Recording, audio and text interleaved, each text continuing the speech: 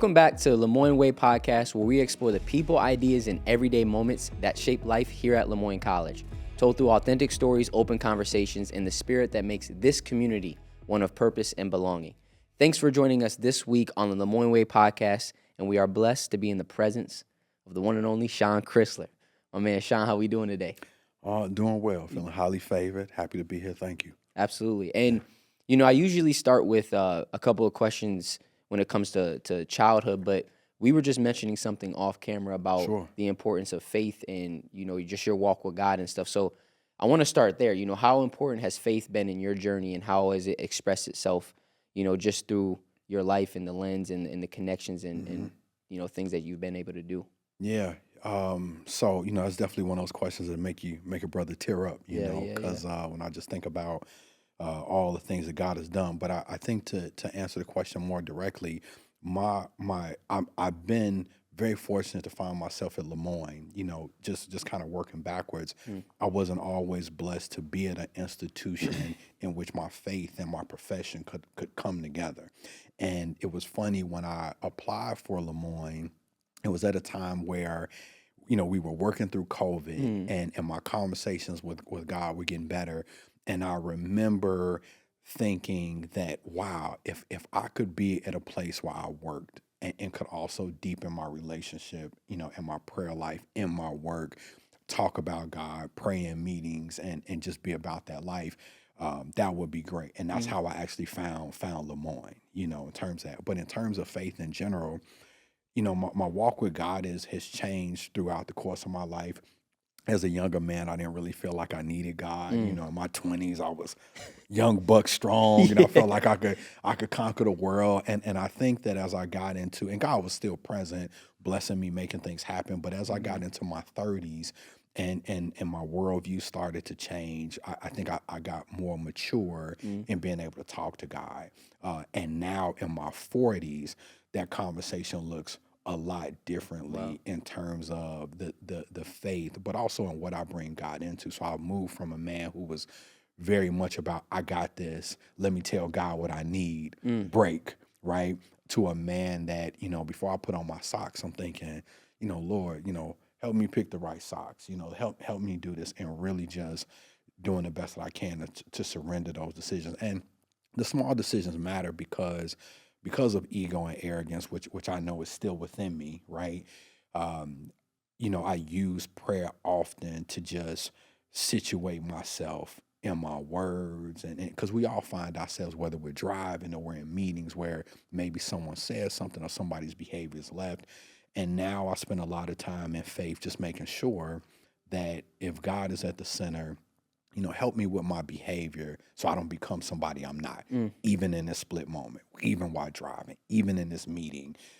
If I feel myself getting upset, let me just close my eyes, say a little prayer, and then, you know, go ahead and speak. So I think it has changed tremendously, and I'm really happy about where it is, but I'm really super excited about what that friendship and that conversation looks like moving forward. Because it's a never-ending journey. Oh yeah, it's a never-ending journey, and I keep finding God in different places. You know, that's the beauty of it, is that I think when you start that faith walk, and you're in prayer, you know, your prayer life is strong, and you're in this relationship with God, then you keep finding God in new places, right? Places where you didn't look. And if I use my own life as an example, you know, again, there were so many places where I would look at God and I would be like, okay, I need you to handle this. I got this over there. And I didn't realize how many partitions in my life I had created where I did this and God did that. And so now I think in my 40s, I'm really working to find new partitions in my heart and my mind to say, let me break down this barrier. God, can you step in that room? Let me break down this barrier. God, can you step in there? I got this conversation with my daughter. God, can you step in there? And I find that the more partitions I'm able to break down in my heart and mind, the more I can allow God into that space, and then become, you know, whatever that next version is. So yeah, that's beautiful. Like letting go and letting God for real. Oh yeah, surrendering. Yeah. To even the small things. To even small things, which could be even more of a challenge, man. The little things that you wanna control and fixate. Definitely. If you could speak to your 18 to 24-year-old self, what would you say? See, you're trying to get them tears again. Wow, you know, it's so funny. I was just having a conversation, and that's the blessing of being able to be a mentor, sometimes to younger men, right? Is because Absolutely. you get to live vicariously through them. And I was just talking to a younger man who just, starting his career, and he asked me a similar question. And I said, wow. I said, I wish if I could tell my younger version something, I wish I could have told him that he didn't have to have it all figured out. And I think as young men, I think we're kind of shaped, in this way, in this material world about what we got to get in this very male environment of taking, right? Whether it's material things, whether it's things that become sexualized, whether it's monetary, like it's all about me and how much I can take.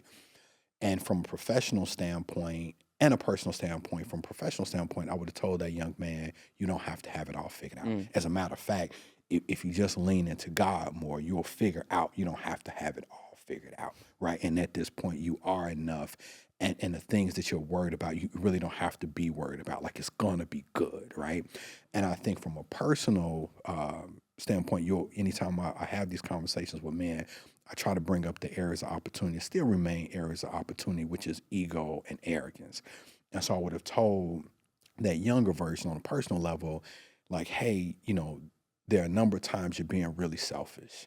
I need you to rethink some things. I need you to be a little bit more open. And so definitely would have let a lot of pressure go in letting some things go. But I didn't know that then. Right.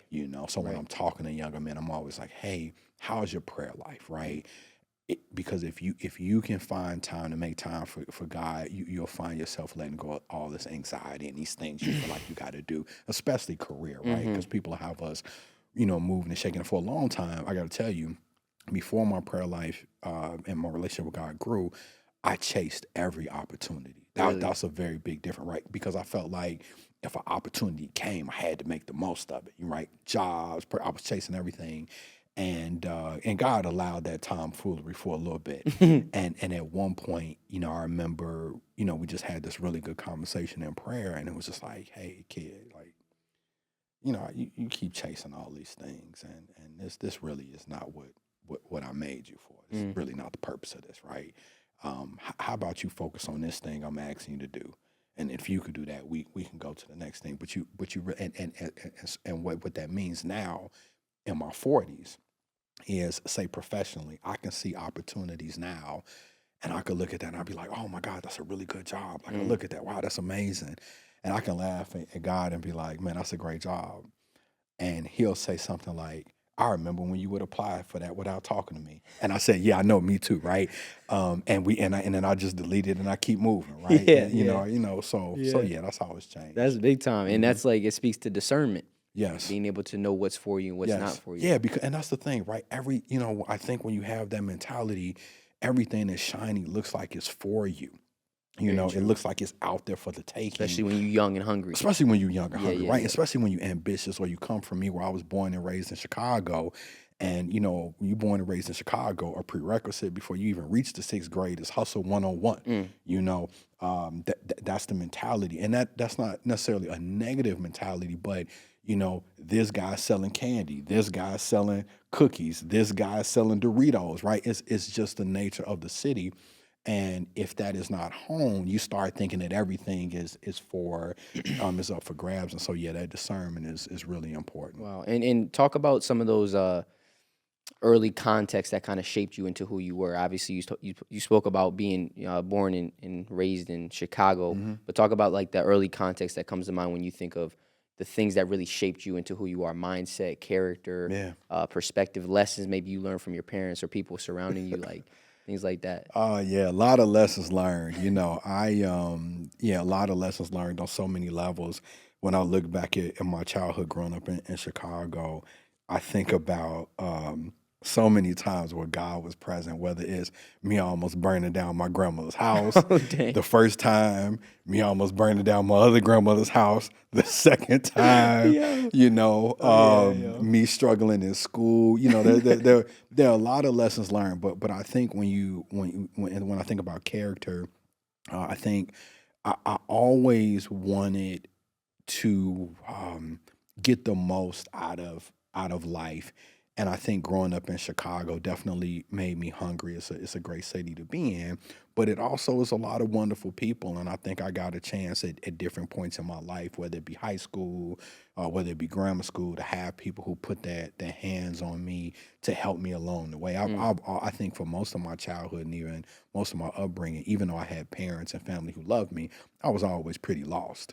And I don't mean lost like so much going down the wrong path, but just really unclear about what all this meant and why I was there. And I think in that phase, that's where my great grandmother, my grandmother, and other people who loved on me and taught me the value of work and love and family and all those things really helped me until I got to a point where I was able to kind of see it for myself. But I think looking back, a lot of women in my family, are responsible for who I've come up with. My father, of course, and other men, but a lot of the handprint on my life is probably by a lot of the women in my life. Wow. So, yeah. You know what I mean? In the Bible, they talk about they refer to patience and wisdom as women. Yeah. You know what I mean? And so it just goes to show, like, when you have the support system of women around you, you can really... Yeah, and I give it to them because a lot of the women in my life all had patience, differently. I mean, even when I think about meeting my wife, I met her, as a college sweetheart. And, from that to now, she's probably had the most patience. We laugh and talk about that because, you fall in love in high school and what you don't know, as you're kind of living out that tale and getting married and now in your 40s is that, this person has seen every version of you from version 17, right? So many iterations. Version 17, there's been a lot of iterations of this guy up until then and still, having, someone like that in your life who still has the patience to remember what was and what could be. So, but a lot of the patience and wisdom from women. Yeah, that's big. Yeah. And you mentioned it a little bit. You said you struggled in school a little bit? Oh, yeah. Really? Oh, yeah. What was the shift? Because, I mean, obviously now you PhD, dissertations, things like that. Like, when did that shift come? Yeah, it was a lot. Yeah, school was super difficult. And I'm pretty sure that if the test was different, they probably would have shared that I had some type of learning disability. I'm almost certain. Now that I know what I know, looking back on a kid I was, I'm fairly certain that there was some things happening for me. Because one of the issues I used to get in trouble with is I was a big daydreamer. And I still am. I just know how to manage it now. But I tell you, I get a spelling test, and you only got 20 minutes for the test. And let's say one of the words was window. And I'd look at the window and I'd be like, window, that's a big window. Oh my God, is that a bee? Like, and that's a robin. And then they'd be like, time's up. And I'd be like, wait, what happened? Like that was me for every test. So I struggled in school for a good part. And then what happened in high school, I think what clicked is I ended up getting into this mentor program. And they taught me some study habits, and they were really patient with me. At this point, by the time I got to high school, I was really self-conscious. I did the best that I could, but it felt like it should work, but it didn't. And I ended up getting into this mentor program, and I got some study skills. And then I got to college. College was still a little rocky, but again, the grace of God, I found 2 tutors who were willing to have the patience with me. And in that patience, I was able to develop confidence. And in confidence, I was able to hone my study skills. So I still have the same issues, if you will, or I should say the same things I'm working to overcome, if you will. I just recognize them and I just have a plan, for them now. But they still there. Yeah, they still there. It's just you've shifted your perspective on them. You have tools and skills that you can go to, and that's huge. Yeah, I still daydream. Yeah, I still, I just try to do it on drives and things like that. I try to hone it. But yeah, I mean, I think that's such an important point too, because so many people have different things that they have to navigate. Daydreaming, not doing well in school. Maybe I struggle with like attention, things, whatever it is. Emotions. And I think a lot of times we get into these fights with these parts of ourselves. Yes. And it's like we internalize it as I can't be okay unless this thing is gone. Yes. So now it's this lifelong fight of trying to, get rid of it. But what you've done is accepted it and then learn how to work with it. Yeah, and I think it's the grace, right? I think it's the grace, and I've had, I'd be the first to say I use counseling because I believe in that. But I've really had to forgive different versions of myself. Like I've had to go back to that guy and kind of cry it out and then be like, hey, this is the best you could do at this time, right? And I don't like all the decisions you make, but I'll make you an agreement, right? I'll make an agreement with you. If you can forgive this version of you, let's make sure that 3 years from now, this looks a little bit different. Wow. And so I've made those agreements, and I like those agreements because in a silly way, they allow me to fall in love with myself in not a selfish way, but in a way that allows for forgiveness, right? For the way for me to be like, hey, I love this version of you. I ain't really understand all your decision making back then, but I got you. And I think that's allowed me to deal with the things that I still deal with, but way more compassionately, because I am, if anybody, I could really get in my head like anybody, right? Beat yourself up. But I don't do that as much. Or when it happens, at least I'm like, hey, like we're not doing that. It's almost like you have to become your best friend in a sense. Yes. Oh, yes. You got to work on that relationship with yourself. Definitely, yes. And you have to have that time with yourself where you say, hey, I didn't really understand what you did, but let's agree not to just do that again. Right. And if God gives me tomorrow, I'm gonna be conscious about that and not go into that. And some of those things still happen, but not as frequently. Absolutely. Absolutely. Let's move to your college career. When you were in college, you could speak about kind of your experience where you were, but I'm really interested to know if you were 100% clear in college on what you wanted to do after college. Oh no. Yeah. So talk a little bit about your experience. Yeah. So this is the best way I could tell. I could kind of share this, right? So growing up, I laugh at this. So growing up, I told my grandmother that I was going to be a doctor, and I can't tell you how excited this woman was that I was going to be a doctor. I mean, every time my friends would come up, she'd be like, "Oh my God, my baby going to be a doctor," and I would be like, and I kept saying it because she would be so hyped, my like I can't say it. Yeah, this is my great grandmother. She would be so hyped, in her 70s and her 80s. I just kept saying it. So finally, she said, "Well, what doctor do you want to be?" And this was like in the 80s or whatever, and this movie called Outbreak had come out, and it was around these virologists, epidemiologists studying disease. And I was like, oh, I want to do that, right? And so, she was like, what type of doctor you want to be? I want to be a virologist, epidemiologist. I want to study, I didn't know what that was, but she was happy I did it. So fast forward.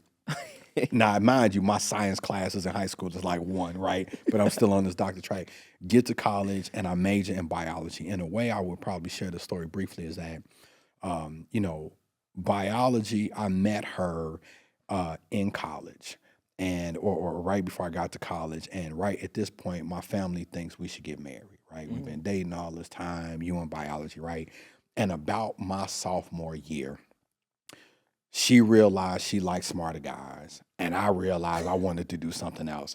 But we couldn't tell our families that we didn't want to be together, right? So we faked it all the way to senior year, graduated, we hugged. She went her way, with some spouse to some laboratory.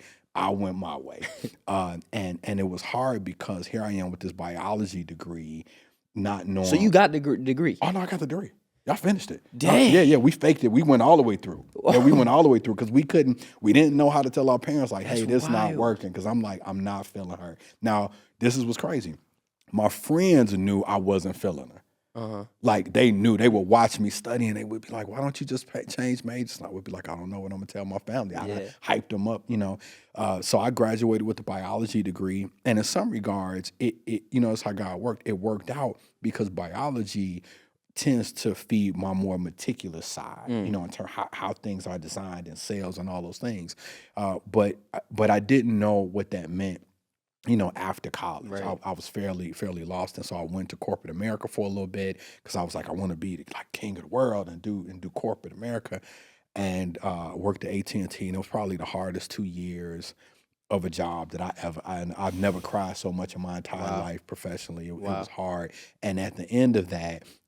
Again, that's where my prayer life came in, and I realized that it was higher education because I was between both corporate, higher education, And after that, I was like, yeah, I think I'll be in higher ed, and I haven't looked back in terms of that. And what was it about higher ed that kind of like gripped you like right away? It just seemed more aligned with my purpose. Were there any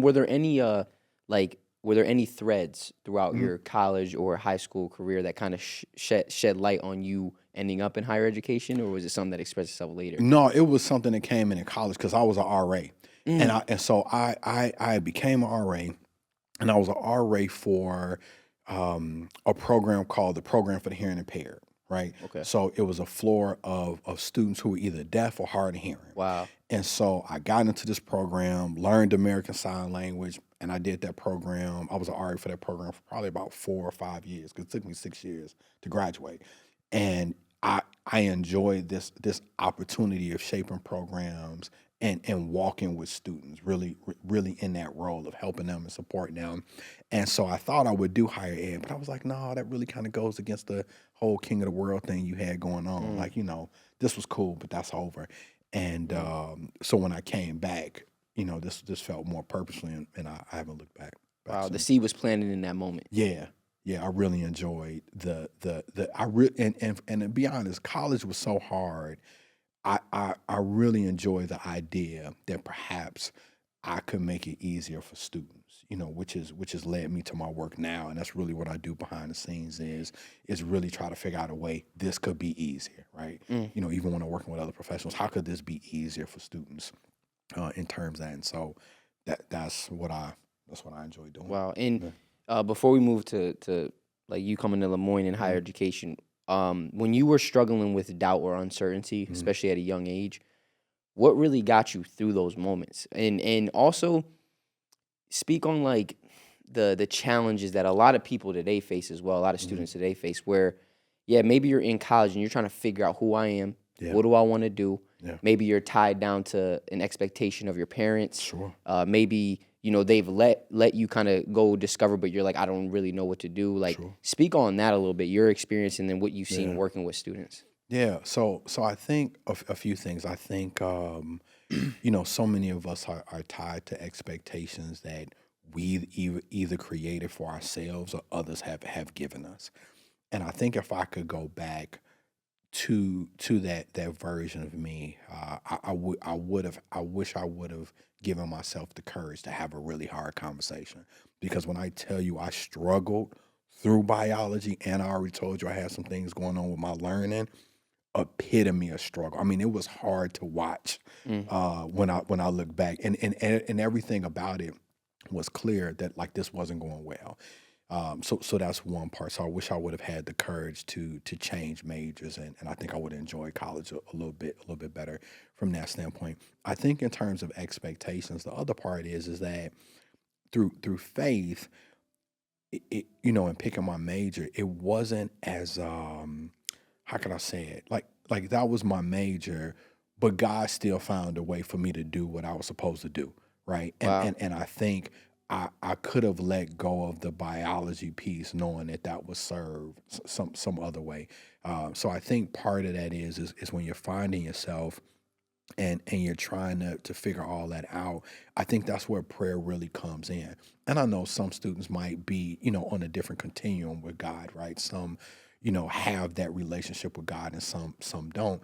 And I think the best place to start is centering on those questions of that we do in the Jesuit tradition of, what is God calling me to be? Who am I here to serve? And I think sitting and praying on those questions is when that message starts to kind of come through. Absolutely. But that's where I would start. And I still use that, and I still do that now. I don't necessarily know what's next. Yes. But I know I don't have to know. Absolutely. Yeah, and there's a peace that comes with that. And, that comes from grounding yourself every day in that prayer reflection, whatever that looks like. Yes, every day. I don't have to know what's next. And more importantly, I don't have to control what's next. Now, I'm going to make sure that I'm ready, right? So I would tell the students, you want to study, you want to practice, those habits are still important, but I'm not necessarily trying to control an outcome.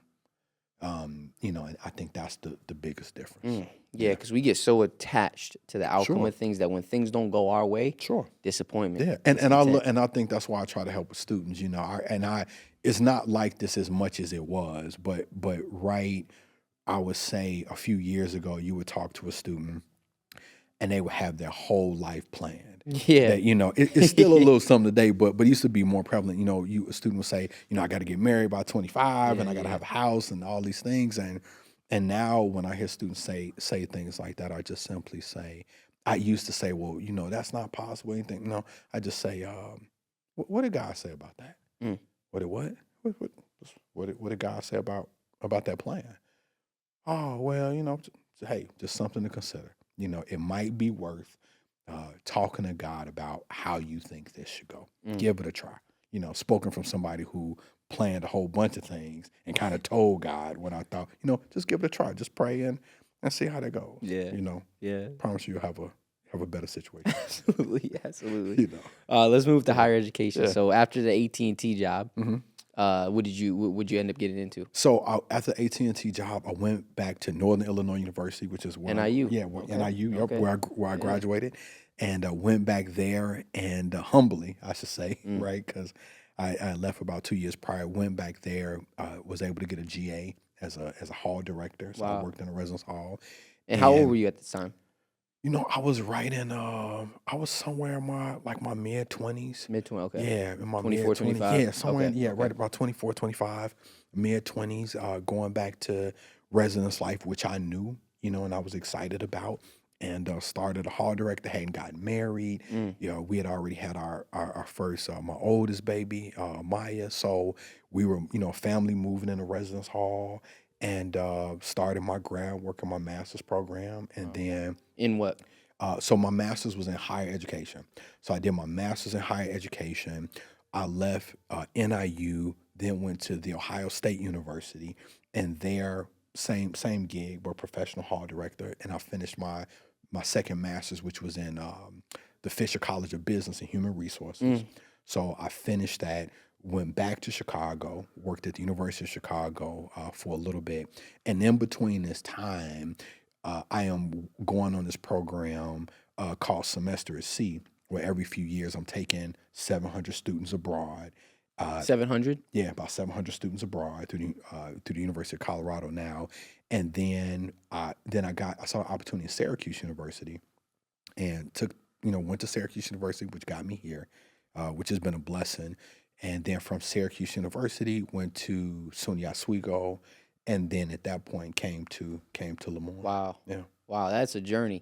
And for somebody who didn't like school or struggled in school, you sure kept putting yourself in it, man. Yeah, that's the running joke with my friends. I'm like, man, that's a lot of school you kept going back to. That is a lot of school, and I'm glad you brought that up, because that is a running joke with my friends that, for somebody who barely made it through college, you keep finding yourself in school. I'm going to go back for my master's. It's like, you just said I'm going to go back. And at that time, I kind of figured out how I worked, so it was a little bit easier to go back. But yeah, given that. How you work in the sense of like how you like study, how to that's important, isn't it? Yeah. Figuring out how you work, the rhythm. Yes, the rhythm. And even when I talk to students now, I've gotten a chance to do a few sessions with students. One of the rhythms that I kind of point out is I'll share with a student, you got to know your number, right? And that number is the number that works for you. So for example, I always share, it takes me about 40 hours to write probably a decent 10-page paper.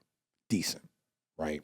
And I tell students that you have to know how much time it takes you, because if you don't know, you'll compare yourself to Jack and Jill over here, thinking that, well, they did it in this time or they barely study, and it'll throw you off. Wow. You have to know how it works for you. So I know if you ask me to write a 10-page paper, 6 weeks before that, I need to take a day to really kind of think through that and work on that every day to get that to decent. And if I want that to be an A, like just a stunner when I turn it in, it might be closer to 47, but you have to know your numbers. And from there, it still takes me a long time to do things, but I'm always typically pleased with the final product. Like, I wish it didn't take 40 hours. Right. I wish I could do it in 2. But that's just knowing yourself. But that's what it is. Yeah, and that's important. And you're right. When we compare ourselves to other people, we strip our ability to know what really is for us. Yeah, it's the worst. You know, how did you navigate comparison, especially from a young age? Because I feel like we all fall into it. Oh yeah.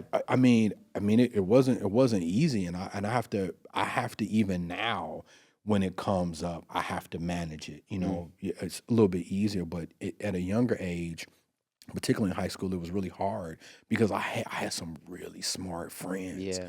Really smart. I mean, these cats maybe cracked the book before the test and would knock out the trig and the chemistry. And I thought I could do that for a time. And that was never my ministry. And so that was always hard, watching people who looked like they didn't really take it seriously have to do it. And so I've always had to work extra hard. And I think in high school, a little bit later, once it clicked, I didn't know the number thing yet, but once it clicked that this is just going to take you longer, I just kind of accepted it begrudgingly. And then in college, still the same thing. It was only again until I met those tutors later on that I was like, okay, if I got to write this paper, let me figure out, how to do it. And then that's how I came up with 40 hours. I was like, okay, this is what it takes. And so now when I do see things where I want to compare, that's typically why I'll go into prayer. Because it's really easy. I was just explaining this to my daughter. She was asking me why I was still driving the car I was driving.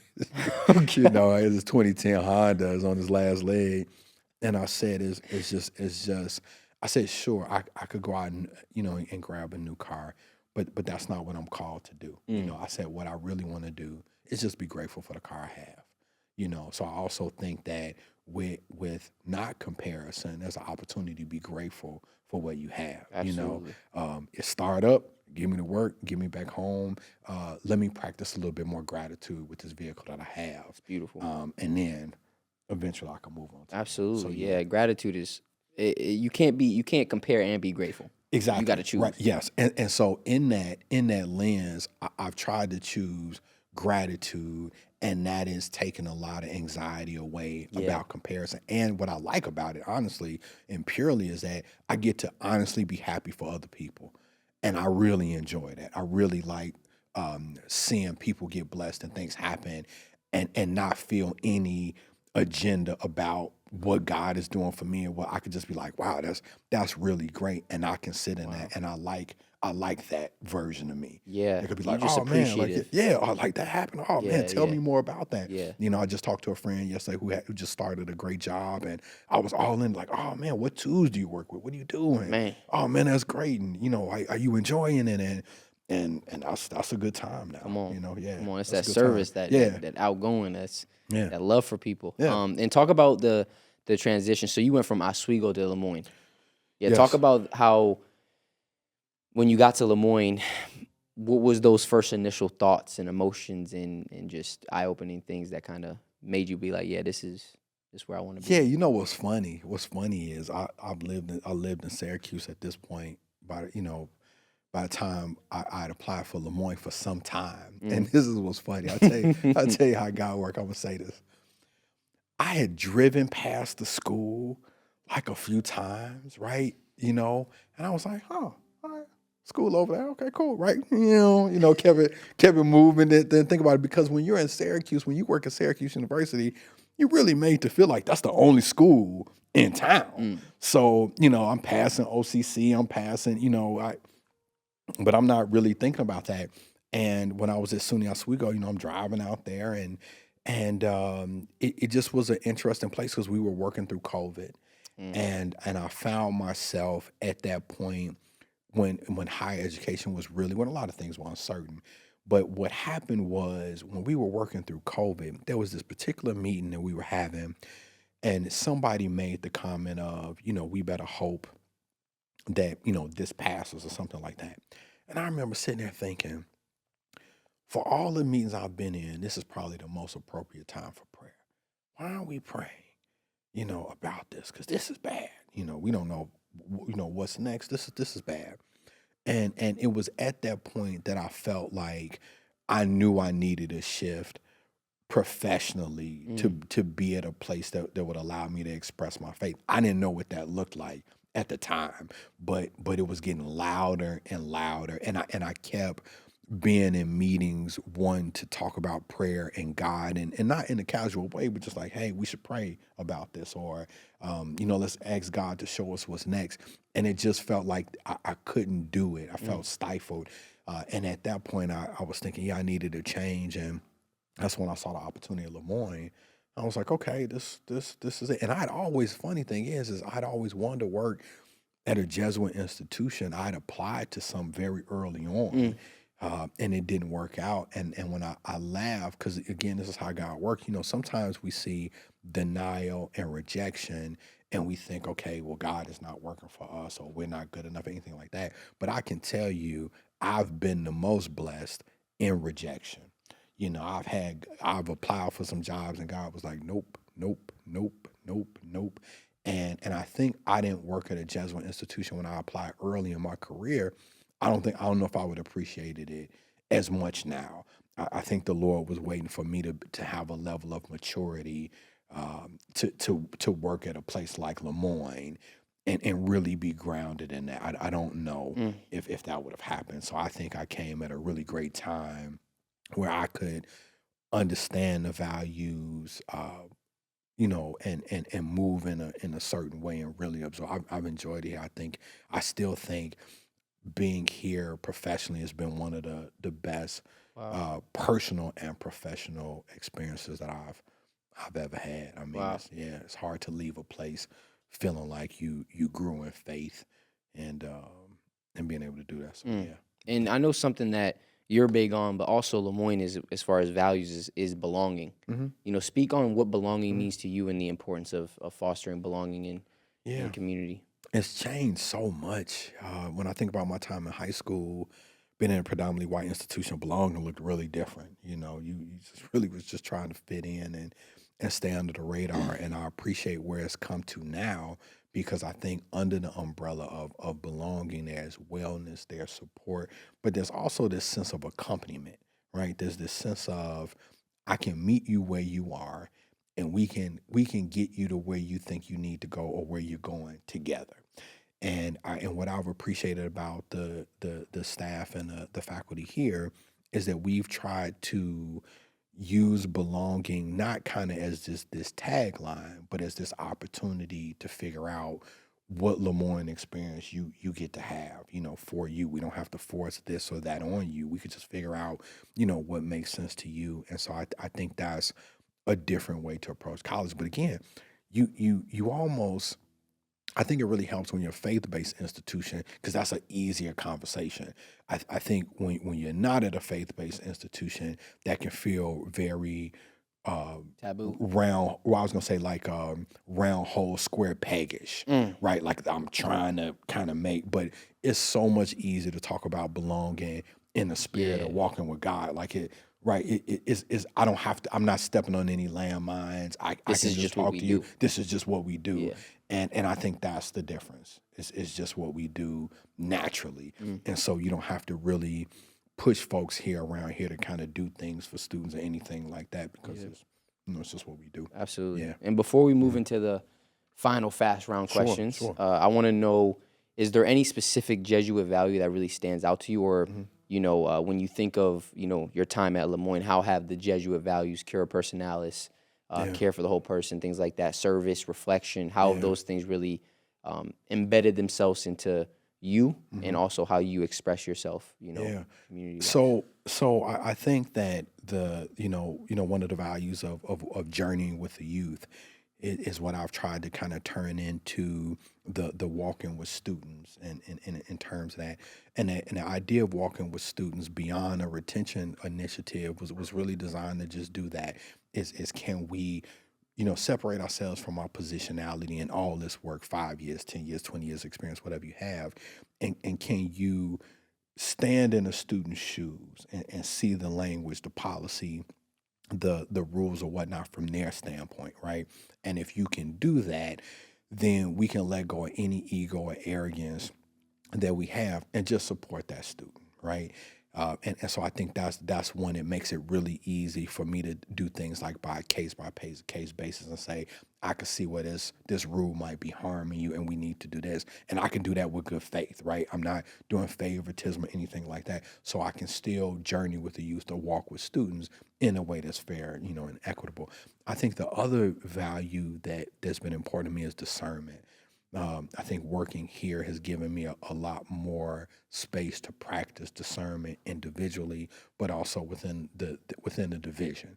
And so having us make time to really talk about some of the decisions we have to make. What does it mean?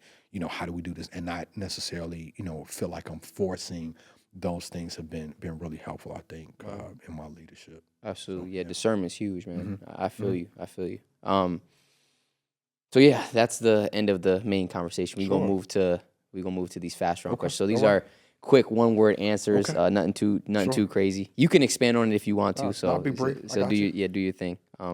By the way, like I could talk to you for hours, man. That conversation, I did not want it to end. I could talk to you. I'm serious, man. It was. You think I could do that? You got it. Okay. The first question is coffee or tea?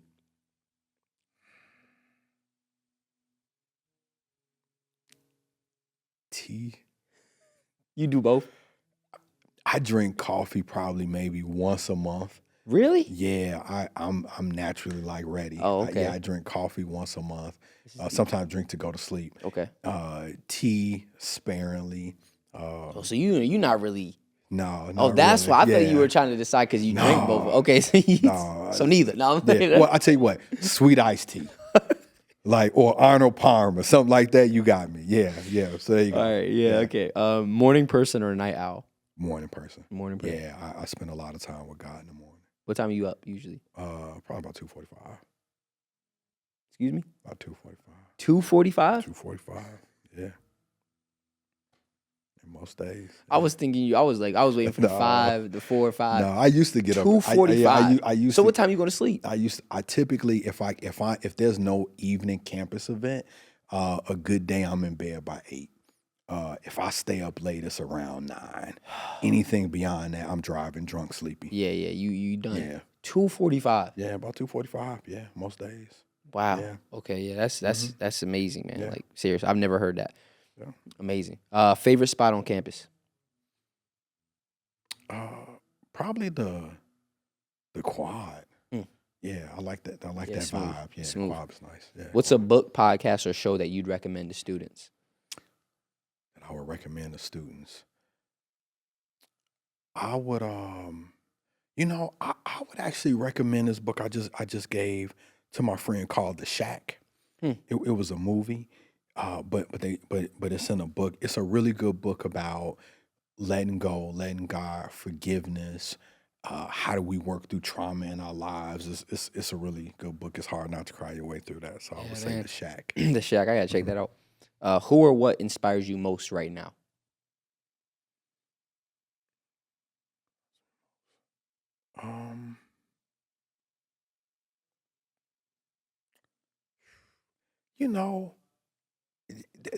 I would say I'd take it back old school to like a Les Brown. I like listening to Les Brown and this guy named Eric Thomas, who's like a motivational. He's good. Yeah, ET is like a motivational speaker. There's a few pastors I could probably name. Dr. Reverend Howard John Wesley in Virginia. A few other pastors. Yeah. So yeah, okay. If you could instantly learn one new skill, what would it be? Anything in the world. It probably would be a language. Yeah, it probably would be. You could learn any language. Yeah, I probably would pick up a language again. Probably be Spanish. Yeah. Again, probably dust off this American Sign Language. Okay, all right. Yeah. Favorite food spot in or around Syracuse? I would probably say the Salt City Market. Oh, okay. Yeah, it's like you like everything in there. 15 different Yeah, you could just switch it up. You could go in there not knowing it and just kind of switch it up. Okay. Yeah, Salt City Market. One word to describe Lemoyne. Peaceful. Never gotten that one. That's a good one. I like that. Peaceful. Yeah. And if everyone from the Lemoyne community was listening right now, what would you want to say? I would say that there's a number of ups and downs happening in higher education, the number of things happening in the world.